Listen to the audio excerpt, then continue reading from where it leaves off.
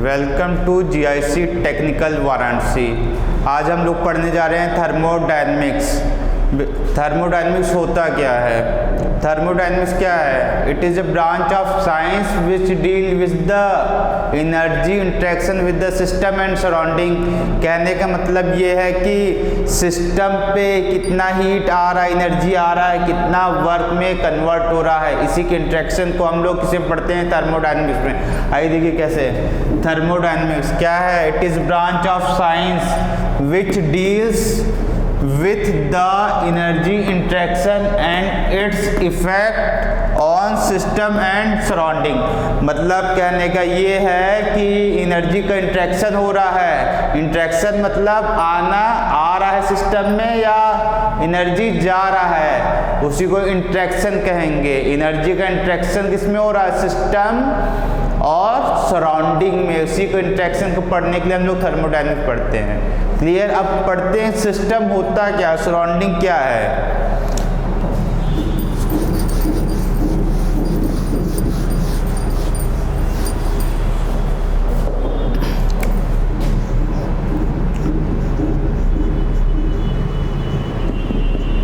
System क्या है? जिस पे हम लोग स्टडी कर रहे हैं, जिस चीज़ पे हमें स्टडी करना है वो क्या है? सिस्टम है।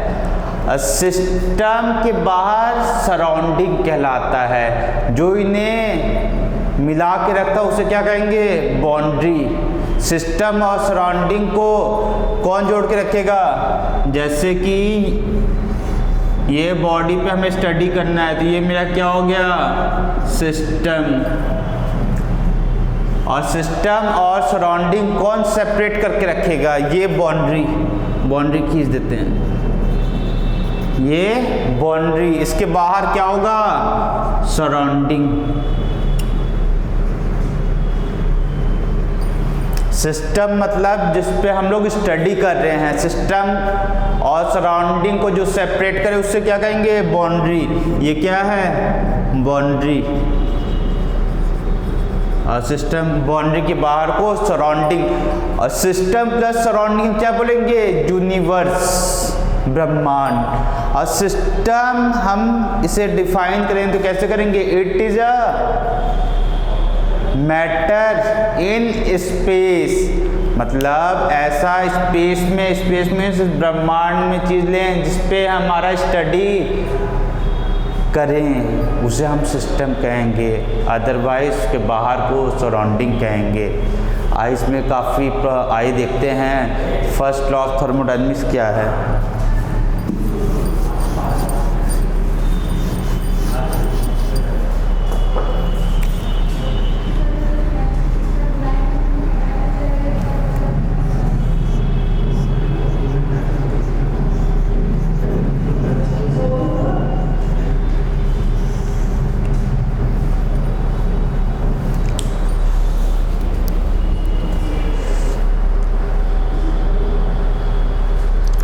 According to first law of thermodynamics, for a cycle of closed system, net heat interaction equal to net work transfer।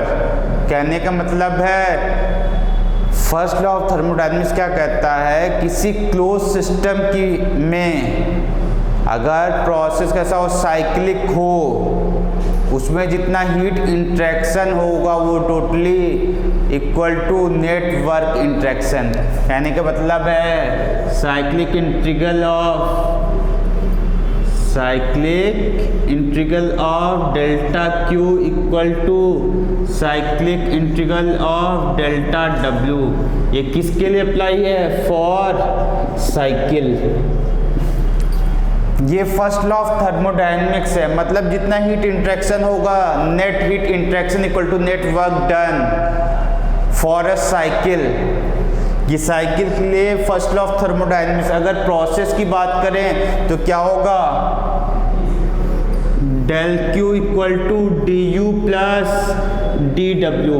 मतलब जितना हीट इंट्रैक्शन हीट दिए सिस्टम को सिस्टम का कुछ इंटरनल एनर्जी होगा, वो गेन होगा या लूज होगा उस पर मैटर नहीं करता, वो और क्या होगा plus work done. System internal energy लेगा और कुछ वर्क डन देगा जितना हीट अपन ने दिया है। ये इक्वेशन कब अप्लाई होगा? फॉर प्रोसेस, फॉर प्रोसेस के लिए ये equation first law of thermodynamics, del Q equal to D U plus D W. Clear? अब साइकिल क्या है, प्रोसेस क्या है, देखते हैं।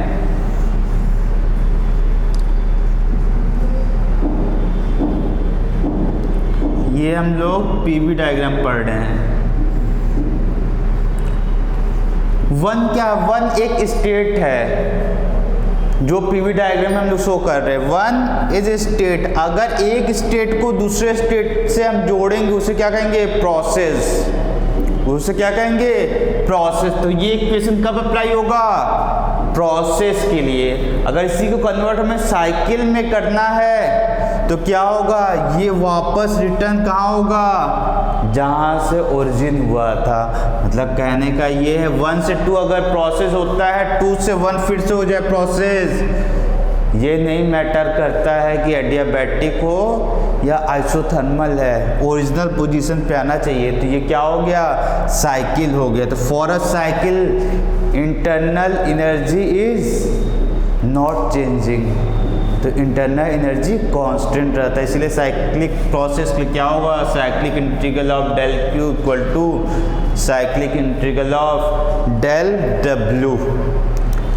आइए और समझते हैं आगे।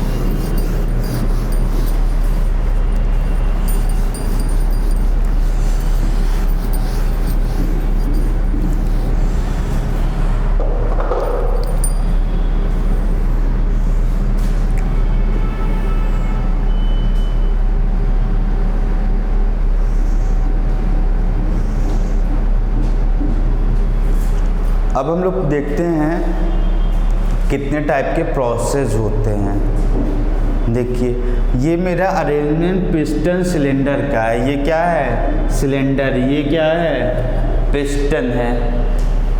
ओके, उससे पहले हम जानते हैं सिस्टम कितने टाइप के होते हैं। सिस्टम 3 टाइप के होते हैं, open system, close system and isolated system. Clear? अगर हम इस सिस्टम को क्या करें? हीट दें। इस सिस्टम को क्या करें? पिस्टन सिलेंडर अरेंजमेंट का कॉन्सेप्ट छोड़ते हैं। एक कंटेनर लेते हैं, टाइप्स ऑफ सिस्टम पढ़ते हैं। एक कंटेनर लिए, इसमें वाटर मैंने डाल दिया और यहाँ पे हीट सोर्स दिए हैं। तो कुछ देर बाद देखेंगे ये वाटर क्या हो जाएगा? वेपराइज हो जाएगा। मतलब ये किसका फेज ले लेगा? वेपर का। ये वाटर क्या होगा? वेपर में कन्वर्ट हो जाएगा।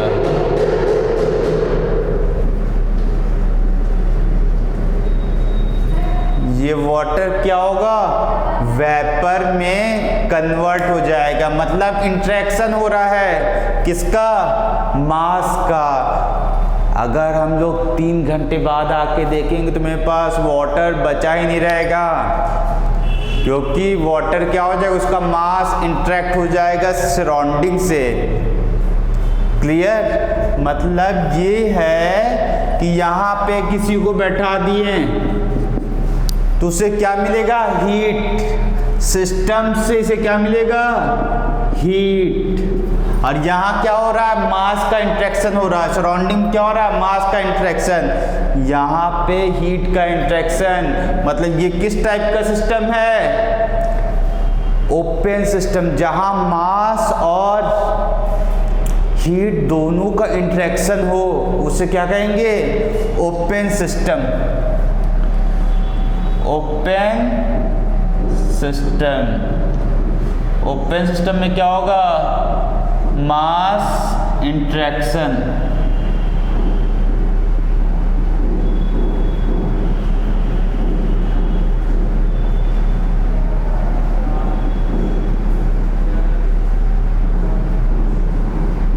ओपन सिस्टम मास इंटरेक्शन भी हो रहा है, हीट इंटरेक्शन। अगर इसी को हम इस डायग्राम को कन्वर्ट करना चाहें क्लोज सिस्टम क्या है तो उसे समझते हैं।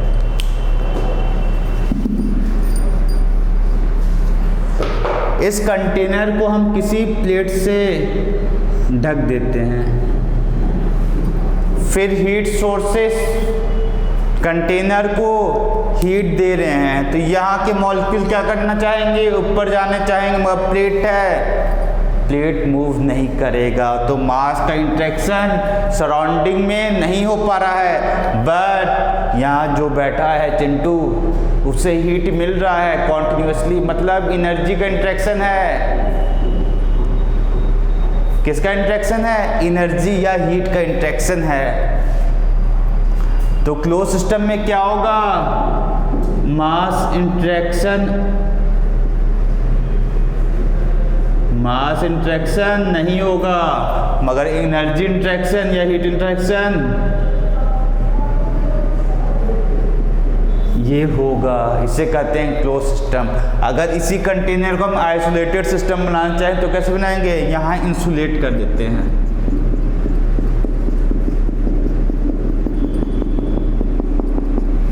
इंसुलेट करने का मतलब है जो हीट ट्रांसफ़र है वो नहीं होगा, सिस्टम से सराउंडिंग पे हीट ट्रांसफ़र नहीं होगा। मतलब ये है कि अगर हम यहाँ पे इंसुलेशन कर दें, किससे, एस्बेस्टस या पीयू फोम से, एक ग्लास वूल से कर दें, तो उसका थर्मल कंडक्टिविटी इतना कम है कि वो हीट इंटरेक्शन सराउंडिंग को नहीं करेगा। हम लोग इसी में HMT पे भी आ गए, हीट ट्रांसफ़र पे भी आ गए, थर्मल कंडक्टिविटी की बात कर लिए, किस रेट से होगा ये भी जानना चाहें, इसमें कौन सा हीट ट्रांसफ़र हो रहा है, कंडक्शन, कन्वेक्शन, रेडिएशन, हम लोग इसी टॉपिक से समझ जाएंगे। अगर इस बाउंड्री से टच हो रहा है, बाउंड्री की वॉल को दे रहा है, तो वो क्या है, कंडक्शन करते हैं। अगर एयर यहाँ फ्लो होने लगा तो ये कंडक्शन किस में कन्वर्ट हो जाएगा, सराउंडिंग एयर से, कन्वेक्शन कहेंगे उसे। क्लियर है। मगर हमने क्या किया, यहाँ पे इंसुलेट कर दिया है। इंसुलेट करने का मीन्स हीट ट्रांसफ़र नहीं होगा सराउंडिंग पे। अगर हीट ट्रांसफ़र नहीं होगा, ये प्लेट भी ढका हुआ है, तो क्या होगा, ना मास का इंटरेक्शन ना एनर्जी का इंटरेक्शन। इसे क्या कहेंगे, आइसोलेटेड सिस्टम। जो थर्मोफ्लास्क की बोतल आती है जिसमें चाय गर्म रहती है, वो भी आइसोलेटेड सिस्टम में आता है। अब देखते हैं आगे प्रोसेस के बारे में।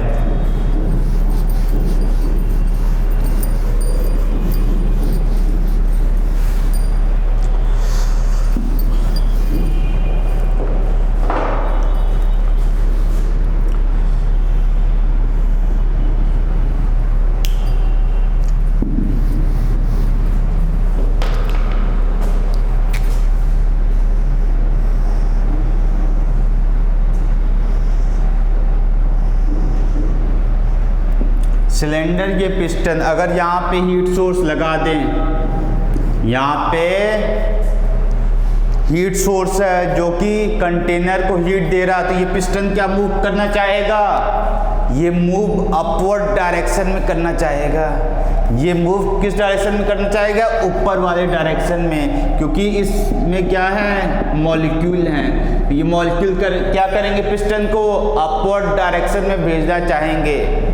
मगर हमने माना है इसे रिजिड कर दिया है, रिजिड वेसल है। कैसा वेसल है, रिजिड, मतलब इसे फिक्स कर दिए हैं, यहाँ पे स्टॉपर लगा दिए, स्टॉपर। अब ये पिस्टन क्या होगा, मूव नहीं कर पाएगा, ये पिस्टन मूव नहीं कर पाएगा। मगर हम लोग हीट दिए जा रहे हैं, तो क्या ये पिस्टन कोई वर्क कर रहा है, ये पिस्टन कोई वर्क नहीं करेगा। इसे ऐसा प्रोसेस कहेंगे constant volume. Work done piston नहीं करेगा क्योंकि ऊपर से स्टॉपर लगा दिए हैं दो, ऊपर मूव नहीं कर पाएगा। तो जितना हम लोग हीट दिए इसे, किसमें इसके मॉलिक्यूल क्या बढ़ा लेंगे अपना internal energy according to first law of thermodynamics. Internal energy किसका फंक्शन है? टेम्परेचर का। मतलब कि हीट देंगे तो मॉलिक्यूल अपना इंटरनल एनर्जी अपना बढ़ा लेंगे और इंटरनल एनर्जी फंक्शन है टेम्परेचर का। ये प्रोसेस अगर रिजिड है तो कैसा प्रोसेस हुआ? Constant volume.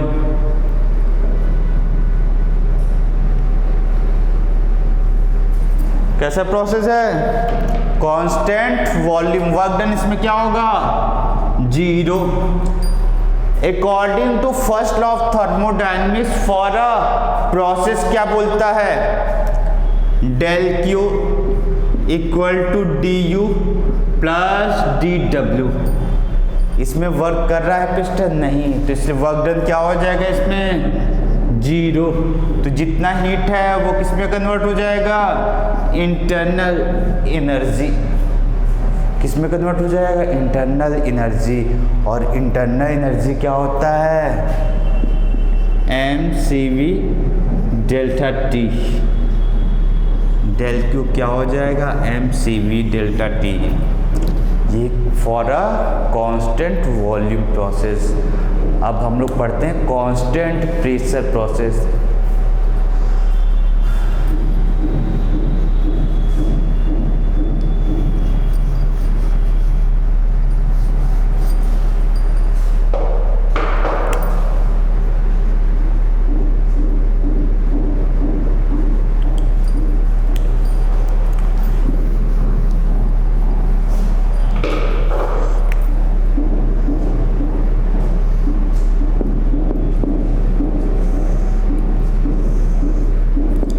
अब हम पढ़ने जा रहे हैं कांस्टेंट प्रेशर प्रोसेस। इस कंडीशन में हम लोग नॉर्मल वेसल मीन्स एक बर्तन, ठीक है, जिसमें फ्लूइड आ सके या गैस आ सके।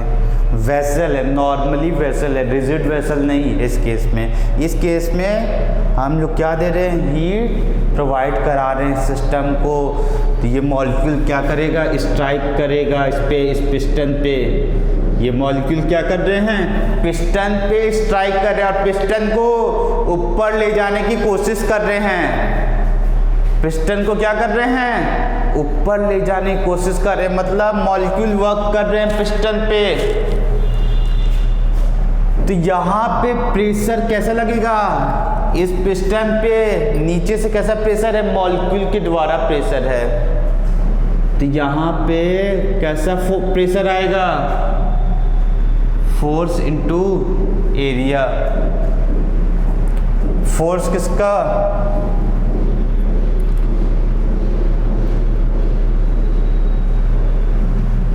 इस पिस्टन का। ऊपर से किसका आएगा? एटमॉस्फेरिक प्रेशर काम करेगा। कैसा प्रेशर? एटमॉस्फेरिक प्रेशर, क्योंकि ये ओपन टू द एटमॉस्फेयर है। ऊपर क्या काम कर रहा है? Atmospheric pressure. P atmospheric into area.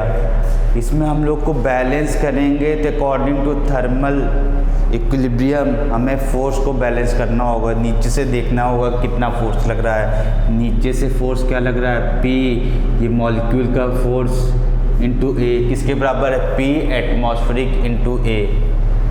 इसे P1 नाम देते हैं। P1 A equal to P atmospheric. A किसका? पिस्टन का। यहाँ पे एरिया किस पे लगेगा? इस पिस्टन पे लगेगा। इस पे भी एरिया किस पे लगेगा? पिस्टन पे। तो एरिया एरिया कैंसिल। P1 किसके बराबर हो जाएगा? P ATM।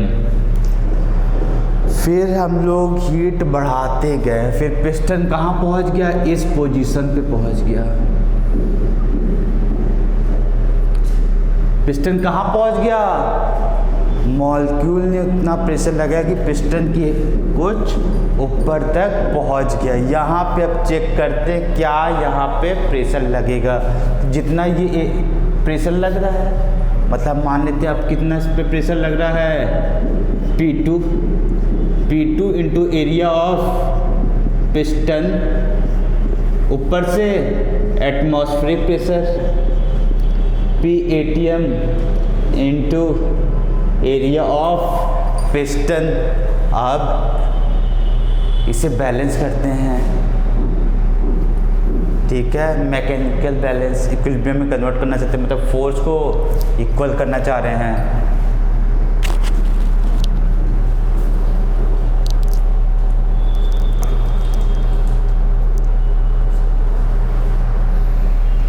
तो क्या होगा, PATM into AP equal to P2 नया pressure into area of piston, AP cancel, P2 किसके बराबर आ गया, PATM के, और PATM किसके था, P1 के। तो इससे ये पता चला कि P1 किसके बराबर है, P2 के। मतलब ये है कि प्रेशर इज नॉट चेंजिंग। मतलब ये कैसा प्रोसेस है, constant pressure process. Constant pressure में क्या हो रहा है, पिस्टन ऊपर जा रहा है, मतलब वर्क डन हो रहा है। इंटरनल एनर्जी मॉलिक्यूल्स का बढ़ रहा है। According to first law of thermodynamics क्या बोल सकते हैं,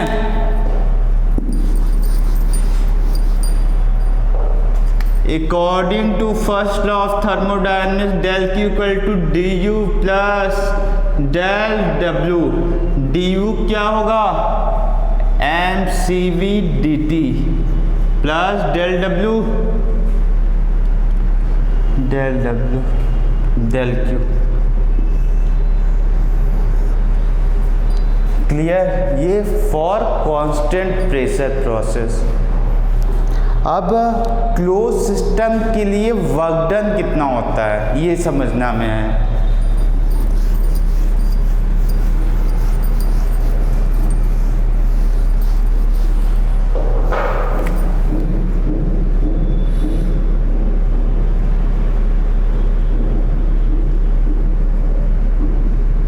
For closed system, work done equal to integration of P dV।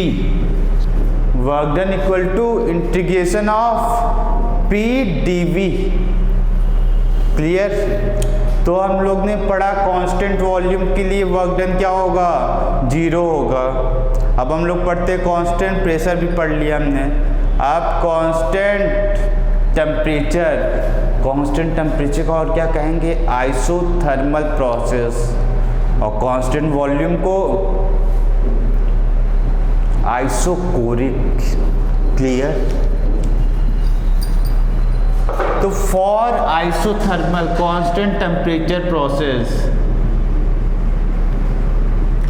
Constant temperature process means isothermal.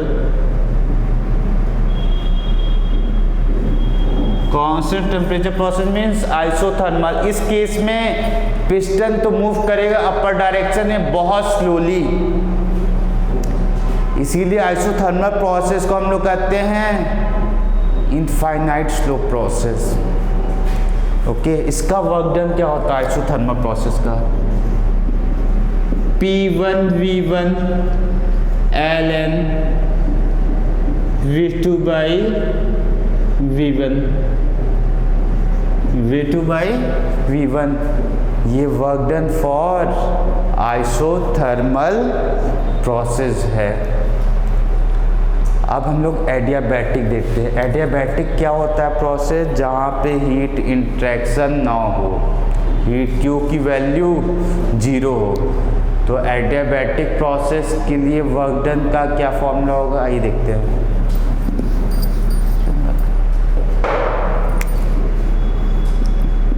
P1 V1 minus P2 V2 by gamma minus 1।